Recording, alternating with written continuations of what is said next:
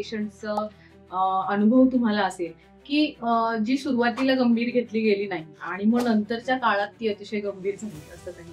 एक महिला I think तिचं वय काहीतरी 30 का 31 होतं. तिची पहिली प्रेग्नन्सी होती. तिला बाळ झालं, मुलगी झाली आणि त्यानंतर ती तिला ब्रेस्ट फीडिंग करत होती.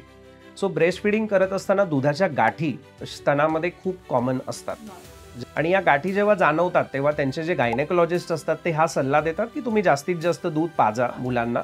बाकीचं जे आहे ते बाहेर काढा, ज्याने ती गाठ तिथे फॉर्म होणार नाही. सो ही जी महिला होती तिने ते अंगावर काढलं. तिला असं वाटलं की ही नॉर्मल गोष्ट आहे. नातेवाईकांनी सांगितलं अगं हे तर होत राहतं, आम्हालाही कितीदा झालेलं आहे, काही होत नसतं, काही घाबरू नको.